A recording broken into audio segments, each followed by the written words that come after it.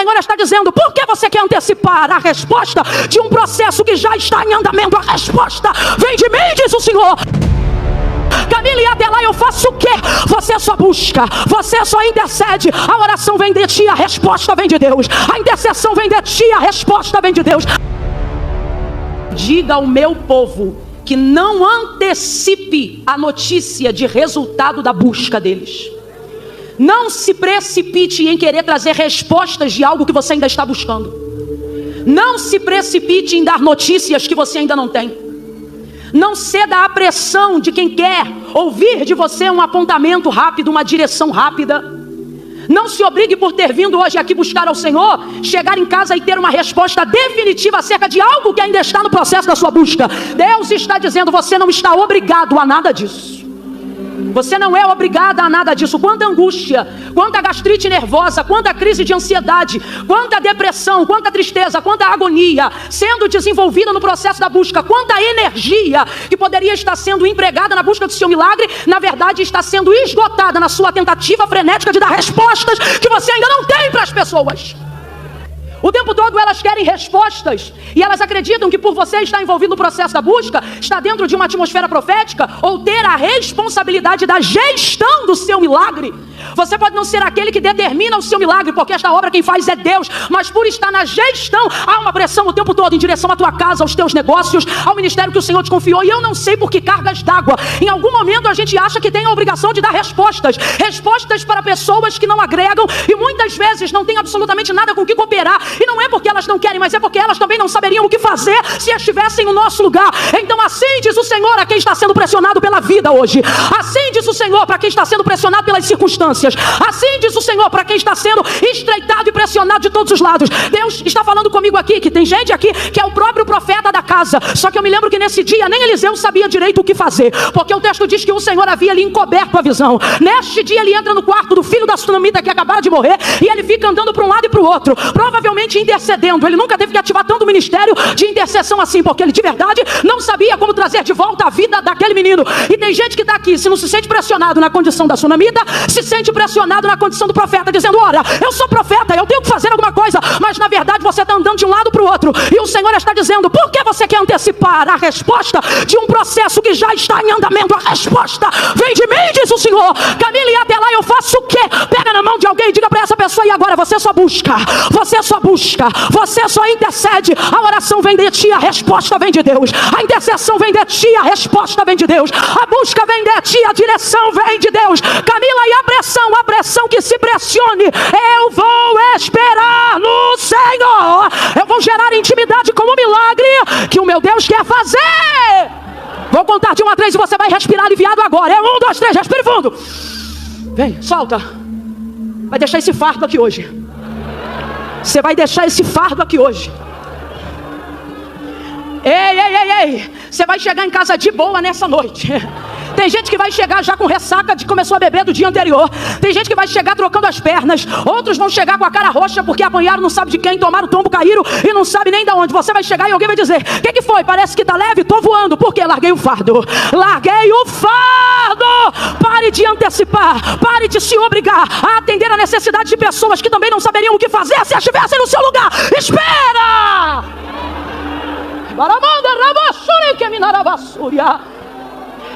Por que eu estou dizendo isso? Só para você ficar incluído, dentro do contexto profético histórico do texto que a gente acabou de fazer menção.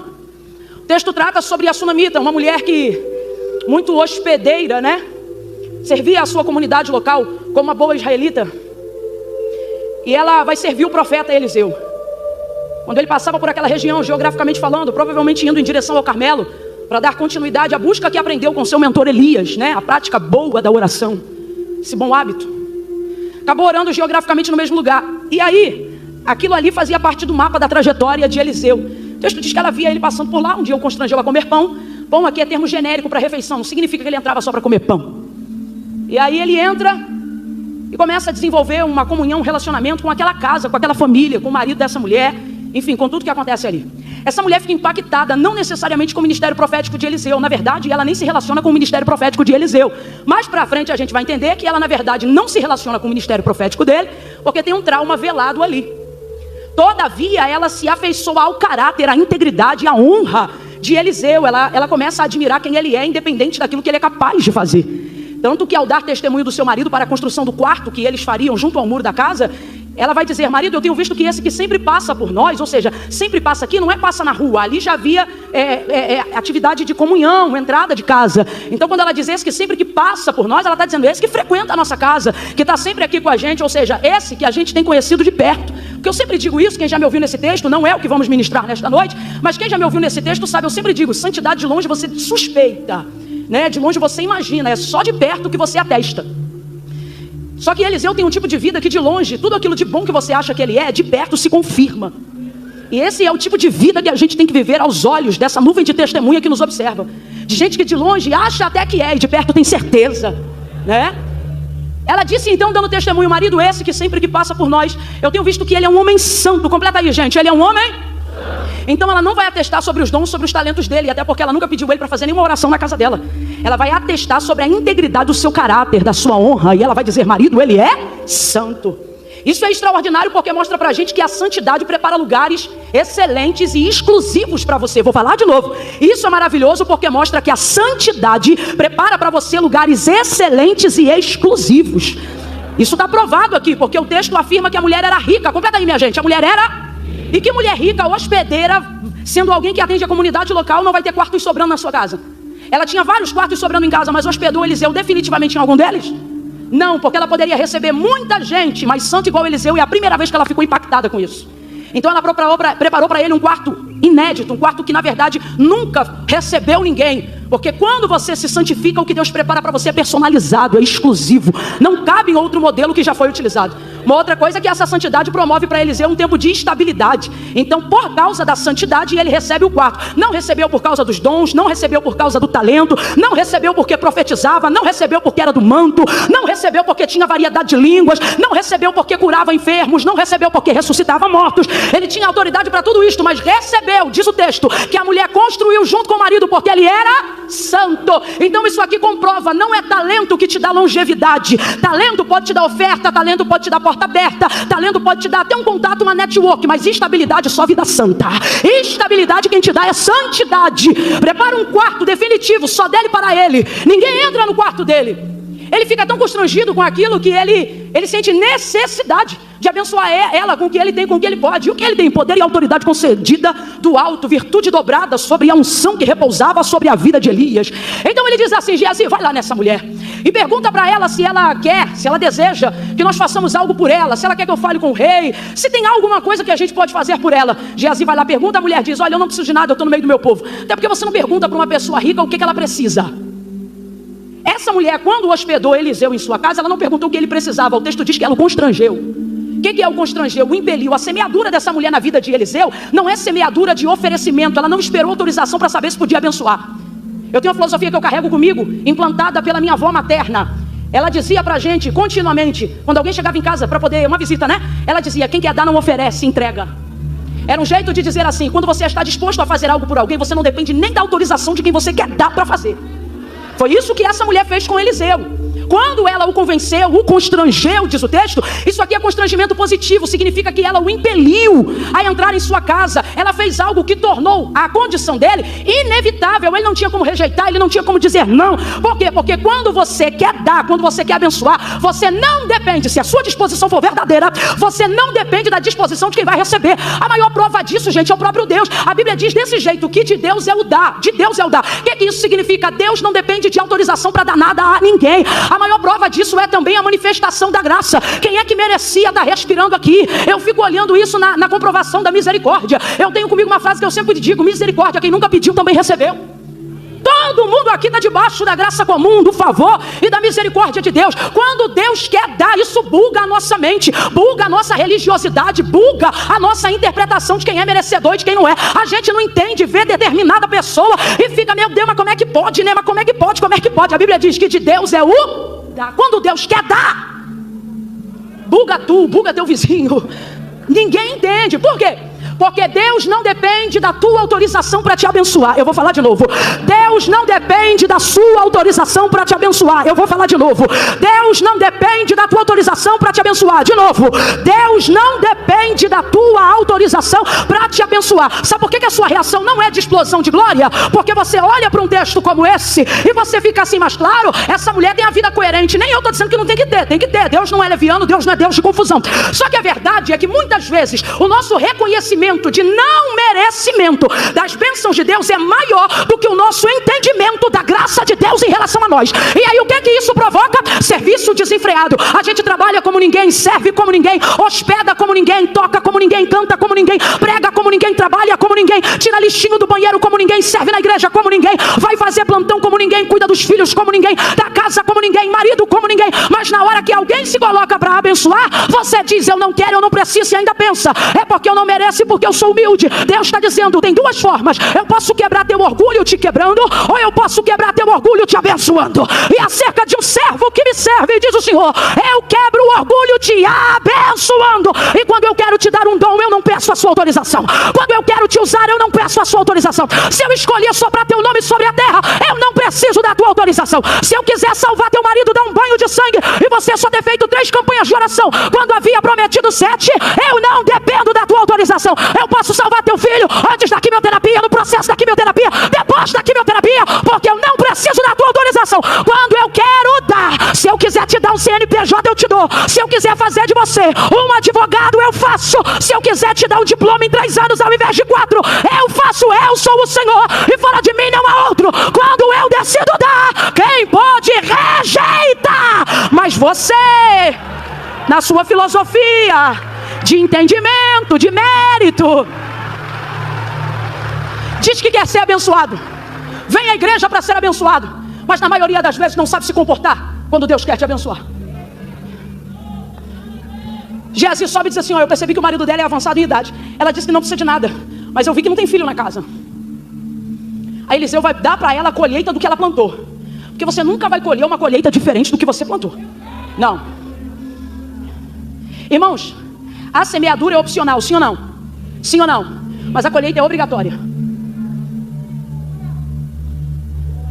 Por que tem gente que vem aqui, nem serve Deus com a mesma entrega que a gente serve, mas acerca da lei da semeadura, colhe do mesmo jeito? Porque é lei. Eu falei que é profético? Não, eu falei que é. Falei que depende de fé? Não, eu falei que é. Lei é lei. Tudo pois que o homem semear, tudo pois que o homem plantar, isso ele vai. Qual foi a colheita que essa mulher fez na vida dele? Ela perguntou se ele queria entrar? Ela perguntou se ele queria comer? Ela deu opção a ele de rejeitar o que ela já estava determinada a fazer? Não, por isso o texto diz que ela o constrange. Quando você está determinado a plantar, irmão,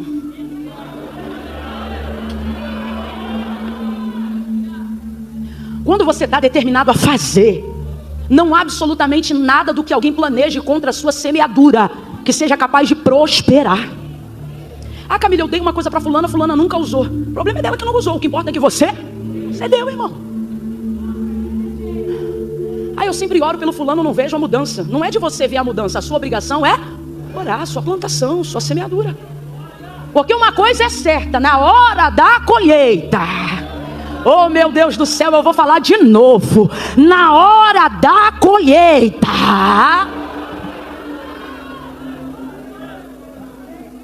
o retorno daquilo que você tem plantado, não com as suas mãos, mas com a intenção do seu coração, será inevitável. Por isso, Eliseu diz para Geazi, chama ela aqui. Até porque ele já está constrangido de ser tão abençoado de tantas formas. Agora por fim a mulher montou um quarto, construiu e montou, mobilou, preparou tudo. Aí ele não aguenta, ele diz, chama ela aqui. Quando ele chama, ela para na porta. Quando ele para na porta, aí Deus agora vai usar todo o exercício profético de Eliseu. Ele vira em direção a ela e ele diz, neste tempo determinado. O que é isso? Ele deu prazo. Neste tempo determinado tu conceberás. Ele perguntou se ela queria ter um filho. Ele perguntou se ela desejava ter um filho. É óbvio que dentro daquele contexto, levando em consideração tudo que circulava a vida daquela mulher naquela época, ela queria ter um filho, ela sofria por não ter um filho, mas infelizmente há um rastro aqui que não permite ela manifestar o desejo do seu coração, porque quando você está diante de alguém que você não crê que pode satisfazer o desejo do seu coração, você não entrega isso para essa pessoa, a fim de manter o relacionamento, a fim de manter a amizade, a fim de não estragar a conduta, não toca na ferida. Só que ele vai tocar, porque normalmente a maior área da ferida é também a área onde está o objeto do nosso desejo. Normalmente as coisas que você menos gosta de abordar, os assuntos que menos você gosta de falar, normalmente são as áreas que você foi ferido e as áreas que tem muito a ver com aquilo que Deus quer te usar para transformar. Por isso pela boca você pode até dizer que não quer, que não precisa, mas Deus está vendo que normalmente dor e desejo estão no mesmo lugar. Olha Deus visitando o desejo aí. Olha Deus visitando o desejo aí. Gente, eu estou falando isso aqui, estou sentindo de Deus um temor. Aquele que habita em meio aos louvores, me ajuda só nesse momento aí. Toque algo. Eu não vou cantar, venha você num espontâneo, algo bem forte, porque aquele que habita em meio aos louvores está dizendo para mim, dá um tempo que eu vou passar em revista agora. Eu vou passar em revista, eu estou visitando desejos. Eu estou visitando desejos. Coisas que você diz que não quer mais, mas ainda quer. Coisas que você não expressa mais a sua fé, mas ainda acredita. Coisas que hoje fazem mais parte da dor do que do seu desejo, mas Deus está dizendo, vou visitar o seu desejo, vou curar a sua dor. Vai doer, mas eu vou tocar, porque o lugar do seu desejo também se tornou o lugar da sua dor, e o lugar da sua dor também se tornou o lugar do seu desejo. Mas eu vou resgatar o desejo e curar a tua dor. Eu vou visitar o teu desejo e curar o teu trauma. Eu vou te mostrar que não precisa ter medo de fazer supletivo, só porque você não concluiu o ensino fundamental, mas você nem quer saber da área do ensino, porque você diz, faculdade era meu sonho, e o Senhor diz, por que tu colocas no passado o que eu tenho guardado para ti ainda no futuro? Eu vou visitar a sua dor, eu vou ressuscitar os desejos que você abandonou, por ter sido enganado, iludida, por ter se distraído, por ter dependido de alguém que não podia fazer aquilo que você desejava. Mas assim diz o Senhor, nesta conferência de adoração, eu vou te mostrar que nem tudo é dor, mas tem muito desejo aí, que eu ainda vou realizar. Tá de mão abaixada, porque levanta essa mão, levanta essa mão.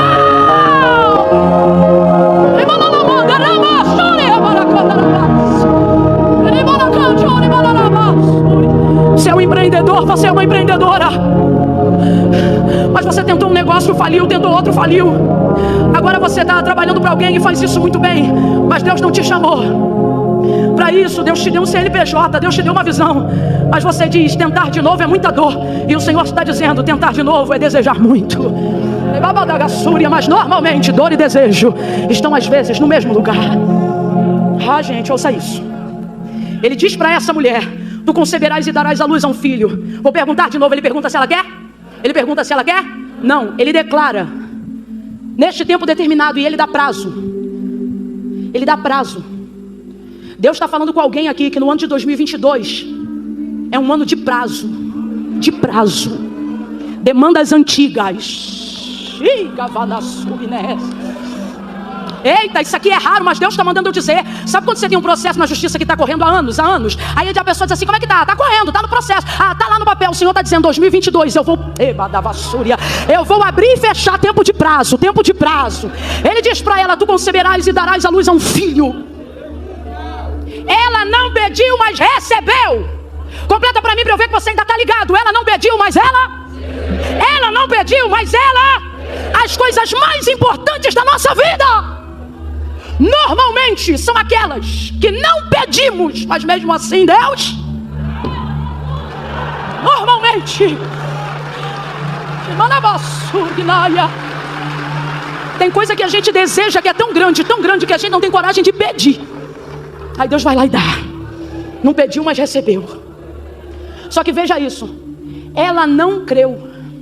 Rapaz, é complicado dizer isso aqui, mas a gente precisa falar a verdade do que está escrito no texto sagrado. A manifestação dela não foi de fé, fala a verdade, foi de incredulidade. Qualquer outra pessoa que tem o seu desejo visitado celebraria, só que o problema é que normalmente o lugar do desejo que não se realiza vira também o lugar da sua Então ela não consegue celebrar. Ele está dando a melhor notícia da vida dela. Tu conceberás e darás à luz a um filho. Uma mulher que estivesse completamente sarada para viver um tempo novo da parte de Deus, para viver a realização de um sonho. Uma mulher que estivesse bem ao ouvir uma palavra como essa. Uma mulher não traumatizada, não ferida, não machucada. Machucada como? Ora, Salomão disse: a esperança que se adia faz adoecer o coração. Essa mulher é uma serva, mas está com o coração adoecido de tanto esperar por algo que não vem. Qualquer mulher que estivesse sarada ouvindo uma palavra profética dessa, diria glória, porque é assim que a gente reage diante de profecias cuja nossa expectativa ainda é alta, sim ou não? Quando o teu sonho está de pé, quando o teu desejo está no auge da esperança, se Deus usa um profeta para ir de encontro, né? Para corroborar com aquilo que tu pensa, com aquilo que tu acredita, com aquilo que você já colocou diante de Deus, qual é a nossa manifestação? Júbilo, choro, pranto, quebrantamento, celebração, sim ou não? A gente volta para casa com gozo na alma, dizendo: Deus falou comigo, é verdade, vai acontecer. Só que isso foi lá em 2002. Fala para mim se de 2002 para 2022, se aquilo que você esperava não aconteceu, se a esperança continua sendo a mesma. Vamos falar a real. Nem todo mundo tem espírito de Caleb não, gente. Até Caleb, vamos combinar que no dia que ele falou com Josué sobre a posse da terra que lhe era direito em Canaã, ele fala muito mais ligado à atribuição do direito do que necessariamente sobre a fé, porque ele já era um coroa, irmão. Você lembra dele dizendo: Josué, me dá o que é meu, porque como na força daqueles dias, parece que eu vejo ele, me dá o que é meu. Porque como, não tem como, irmão. Você tá achando o quê? Que é um bombadão que tá pulando? Não é nada. É um cabra barbudo, cheio de cabelo branco na cabeça, dizendo: me dá o que é meu. Para os filhos, para os netos, para a descendência. Porque o tempo, quando nós estamos suscetíveis ao tempo, o tempo faz um nível de lapidação do lado de fora, que dependendo do nível de blindagem que você buscou em Deus, se você não vigiar, Ele tem o poder de te amargurar terrivelmente do lado de dentro.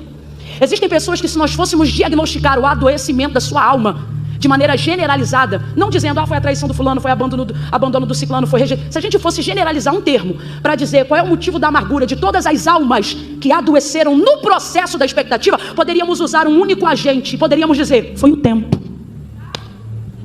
Sim ou não? Sim ou não? Então veja, essa mulher não vai celebrar porque mostra que o tempo da expectativa ficou adoecido. Camila, como é que você sabe disso? É só você dar atenção para o texto que você vai perceber também. Olha a expressão de sua voz: não, meu Senhor. Respeita ele. Então ela respeita a autoridade, ela respeita a profeta, ela respeita Deus. Não, meu Senhor, homem de... Agora olha isso: não mintas a tua serva. Olha como é que a mente dela está confusa. Para ela, o homem de Deus também é... Fica com medo não. Para ela, o homem de Deus está mentindo. Só que a gente sabe, irmãos, de uma fonte pode jorrar 2 tipos de água. Um limoeiro pode dar manga? Uma jaqueira dá abacate? Não, uma mangueira tem que dar? Pé de laranja tem que dar? Se você vê uma jaqueira dando limão, sai correndo. Não tem como não. De uma mesma fonte não podem jorrar 2 tipos de água, ou é doce ou é amargo. Mas olha a cabeça dela: não, meu Senhor, homem de Deus, não mintas a tua serva. Ou é mentiroso ou é homem de Deus. Só que esse é o problema de quem tem talento, de quem tem dom. Confunde a mente de quem está olhando e te medindo pelos dons. E dom não expressa caráter, só expressa o que Deus deu. Por isso que tem gente que fica confusa. Tem gente que ouve um pecador caído. Camila, todos pecaram, mas todos também têm direito à regeneração. Só que tem gente que fica ali, ó, se revolvendo na lama do pecado, brincando com os porquinhos no chiqueiro. E aí tem gente que a gente vê, de vez que está no aprisco com as ovelhas, está brincando no chiqueiro. Daqui a pouco a gente vê essa pessoa manifestando coisas que impactam a nossa visão. De dizer: menino, eu sei que fulano não presta, mas olha, quando eu prego eu fico todo arrepiado. Que mistério, né? Mistério. Menina, olha só, o outro ali, garoto, é cada coisa. Olha, ninguém me contou não, eu vi. Mas quando Deus toma ele, é ele que toma Deus direto. É dom, é uso, é exercício daquilo que ele tem. Mas isso não significa que... Tanto é, gente, que no peso da balança que garante a entrada no céu depois do sangue de Jesus, não é dom nem talento. Olha o que Deus disse para Israel: sede como santo é o vosso Pai que está no céu. Sede santo. Ele está dizendo: a maior característica que liga vocês a mim não é poder, não é unção, é santidade. Deus é bom, sim ou não? Maravilhoso, sim ou não? Já disse isso aqui uma vez e vou repetir. Ele é amoroso, sim ou não? Mais que isso, ele é o próprio amor. Mas os anjos continuamente dizem uma única canção, desde que foram criados para adorá-lo. Quem lembra? Santo é o Senhor dos exércitos, e toda a terra está cheia da sua... Ele é santo. Por que ela está reagindo assim? Já falei isso e vou falar de novo. Porque ela está cansada de ver gente que acha que tem que pagar a hospedagem com talento. ela está cansada. Quem está entendendo aqui o que Deus está falando? De gente que acha que porque é profeta tem que manter o quarto dando aluguel de profecia, falando que Deus não mandou falar, dizendo que Deus não mandou dizer, só para poder alegrar o coração. Quantos ricos que poderiam de verdade hoje estar subsidiando a obra de Deus em amor, e ao invés de estarem dando cabo da sua própria vida, poderiam estar encontrando propósito nas suas riquezas, dando benefícios e encontrando a alegria de vida em poder ser útil no ministério que o Senhor confiou, porque riquezas também têm propósitos, mas estão se jogando debaixo da ponte. Quantas vezes porque foram feridos no coração por alguém que dizia que era profeta, e por causa de um jantar, de uma mesa bonita de café da manhã, falava o que Deus não tinha mandado, profetizava o que Deus não tinha profetizado. Aí ele garante a diária dele, mas arrebenta com o coração do ouvinte. Quantas vezes gente que acha que para poder pagar a bolsa que ganhou, o presente que recebeu, já que não tem ouro nem prata, dá aquilo que tem do próprio coração. Aí diz, conta 30 dias. A gente conta 30, conta 60, conta um ano, conta 2, não acontece nada. Aí o desgramado que se diz profeta continua por aí. Ele tem que ficar por aí mesmo, igual nômade. Porque se ele tivesse igreja fixa, a gente batia na porta dele e perguntava. Se ele tivesse casa fixa, a gente procurava ele. Porque eu sou do tempo que eu dirigia a consagração, e quando o profeta levantava para profetizar, a secretária anotava na ata a profecia. Ribonga, não brinca comigo não. Rema xaravassúria. Zomba de mim, mas não zomba das coisas de Deus. Secretária anotava na ata, qual foi a profecia? Foi tal, pegou o nome, peguei, quem profetizou? Fulano, pra quem? Pra Beltrano, deixa aí. Quando cumpria, a gente dizia, fulano aí, deu testemunho de que é profeta. Por quê? Porque profetizou? Porque cumpriu. Não é porque profetizou, é porque a Bíblia diz, Samuel foi confirmado por profeta do Senhor, desde Dan até Berseba, porque nenhuma de todas as palavras que a sua boca foi usada para dizer, o Senhor deixou cair em terra. Então Samuel foi confirmado por profeta do Senhor porque profetizava? Não, porque tudo que ele falava, Deus chancelava, Deus cumpria, Deus realizava. É assim que se confirma um profeta. Aí eu não aguento, não é o ponto principal da mensagem, mas eu preciso falar. Um monte de coração adoecido, seja do lado de fora, seja do lado de dentro, porque colocou expectativa naquilo que alguém falou e não realizou, e no final a sua revolta é com Deus, como se Deus fosse capaz de mentir. Porventura não conheceis a palavra que diz, seja todavia o homem mentiroso, mas Deus verdadeiro. Deus não mente. Camila, mas Deus falou. Irmão, se Deus falou, vai cumprir. Não, mas tinha prazo, não cumpriu, então não foi Deus que falou, simples assim. Administra isso aí. Administra isso aí. Ai Deus, estou chateada contigo. Com todo respeito, Deus está dizendo, entra na fila. Está chateado comigo? Está chateada comigo? Quando tu não tinha salário, eu já botava comida na tua mesa, diz o Senhor. Quando teus filhos estavam fora do alcance dos teus olhos e o pipoco do tiro comia para tudo que é lado, pegava da direita ou da esquerda, mas porque você dizia, 1000 cairão ao meu lado, 10.000 à minha direita, e eu não seria atingido, eu vinha na retaguarda, cobrindo teus filhos. Quantas vezes eu fui muro de contenção na tua casa? Mas teve coisas que eu ouvi que o Senhor não cumpriu. Não cumpri porque não fui eu que falei. Agora sabe o que tu tinha que ver? A quantidade de coisa que eu não profetizei, que eu não falei, mas estou cumprindo até hoje. A quantidade de coisa que eu não usei a boca de ninguém para falar, mas estou eu te sustentando até hoje. No ônibus estou eu contigo, no carro estou eu contigo. Tu devias, ao invés de estar chateado comigo, fazer como meu servo Davi. Deitei, dormi e levantei, porque o Senhor me sustenta. É Ele quem te sustenta. Para de ficar refém de profecia. Para de virar chaveirinho na mão de profeta. Quer profecia? Recebe profecia. Recebe palavra. Recebe Bíblia. Recebe o verbo vivo. Recebe. Na mão da baixada, na basúria. Eu confesso, o falso profeta me irrita muito.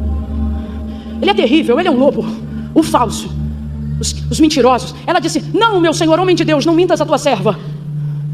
Aí eu já perguntei e pergunto de novo. Pode um homem de Deus ser mentiroso? Mas pode um mentiroso dizer que é homem de Deus? Muitas vezes é o que acontece. Então o falso profeta, ele me aborrece muito. Mas o que me aborrece mais não são nem os inocentes, que às vezes estão tendo uma experiência achando que é com Deus, e pela primeira vez com alguém que está falsificando a sua palavra, não. Mas os que já estão acostumados a ouvir, que vem para a igreja focado. Hoje eu preciso de algo. Não vem no culto para cultuar, não. Vem no culto para Deus fazer. Rapaz, para Deus fazer, tu não precisava nem no culto. Tu podia pressionar ele na parede da tua própria casa. Se veio para botar Deus na parede, podia botar em qualquer uma. Se eu quero empurrar alguém na parede, eu escolho a parede. Parede que tiver eu empurro. Eu não empurro não, tá, gente? É só um exemplo. Mas não, tem que ir para a igreja, por causa da atmosfera. Essa atmosfera coopera para a grandeza dele, para a sua pequenez. Quer um lugar próprio para você pressionar ele? Pressiona ele no teu campo e não no dele. E não vai acontecer nada. Mas não, vem para a igreja assim, porque hoje é hoje. Aí já chega na igreja e escolhe o que tem cara de vaso. Camila, e vaso tem cara? Dizem que tem. Ele logo vê se tem. Ah, gente, isso não quer dizer. Sabe o que isso aqui quer dizer? Que o cabelo tá sujo, que não deu para fazer uma coisa, que a gente saiu com pressa. Mas eu vejo tanta mulher de Deus com coque, porque mulher de Deus é ocupada, meu filho. Mulher de Deus chega para ali, arruma, bota aqui na frente e vai. É por isso que às vezes tem tanto coque. Ô Camila, vigia, hein? E as irmãs bonitonas? As irmãs bonitonas também são vasos e são ocupadas, só que elas administram melhor o tempo. A gente, vaso de antigamente, é mais esquecido, um pouco mais relaxado. Mas escute aí, brincadeiras à parte. Escolhe a cara do vaso e diz, é hoje. Aí fica naquela. Se fulano, com a roupa assim assado, tocar com a mão no meu ombro direito. Aí fica aí, de vez de estar adorando a Deus, dizendo assim, se falar a palavra tal hoje na pregação, aí é porque Deus quer falar comigo. Ou Deus está confirmando tal coisa assim assado. Refém. Refém de quê? De ouvir a voz de Deus na boca das pessoas. Aí isso me irrita mais do que os falsos profetas. E eu vou dizer por quê. Porque você fica facilmente vulnerável ao engano, à neurolinguística de um desocupado que não tem o que fazer e entra em ambientes como esse só para roubar o coração dos outros. Aí fala uma coisa, você de vez pelo menos segurar ali a onda. Rapaz, quando o profeta começar a profetizar para você, segura a tua onda. Como assim, Camila? Não sai. O cara bota a mão no teu ombro e você já vê. Segura a tua onda, tu já está entregando tudo. Deixa, vamos ver se ele é profeta. E não fica com o negócio de, mas não foi assim. Se foi pergunta retórica, você já sabe. Se ele está esperando você responder, já não é profeta. Que profeta é esse que eu tenho que entregar tudo? Irmão, Deus botou uma palavra na tua boca, entrega. Não olha para o meu carro, não olha para minha conta, não olha para quem eu sou, não olha pra... Deus botou uma palavra na tua boca, entrega. Rapaz, teve uma época que era tanta gente vindo que aquilo começou a me aborrecer. Eu lembro que uma vez eu cheguei numa igreja e eu disse, e a pessoa, eu vendo que aquilo já ia acontecer de novo, eu disse assim, Senhor, se és tu, quem sou eu? O anseio da minha alma é ouvir a tua voz falar comigo. O meu espírito vive para ouvir a tua voz. Mas se é conversa fiada, enrola a língua dele dentro da boca e não deixa ele falar nada. Nunca mais eu esqueço dessa cena. O irmão veio, tadinho, emocionado, que nem sempre é falso profeta, né, Ney? Às vezes é emocionado. Aí vem, e pai, queria falar. Toda hora que ele queria falar em português, ele... E ele queria falar em português, no final ele só ficou... E saiu. Falei, muito obrigado, Jesus. Porque eu não quero alma doente. Aí você diz assim, mas Camila, eu venho aqui para ouvir Deus, venho aqui para confirmar, venho aqui para adorar. Quer ouvir Deus? Entra na tua casa, fecha a porta do teu quarto, dobra o teu joelho, abre a Bíblia. Camila, eu não entendi, vai entender agora. Quem vive disponível para ouvir a voz de Deus na boca de todo mundo, nunca vai reconhecer quando o próprio Deus fala com ele. Mas Jesus disse, as minhas ovelhas conhecem o som da minha voz. Quando você vai para a rua, Deus vai confirmar o que já falou com você. Quando você vai ouvir da boca de alguém, Deus vai anunciar algo que já está no seu coração. Deus está dizendo, sabe por que tem gente muito muita gente enganada, entristecida, porque está terceirizando algo que Jesus conquistou na cruz, para você chegar direto. Camila, eu não entendi. Deus está dizendo para alguém, porque você está se contentando em ser sócio minoritário, porque você está terceirizando seu relacionamento. Se você ouvisse minha voz em casa, tu não ficava refém na boca de ninguém na rua. Quem conhece a voz de Deus em casa não se engana.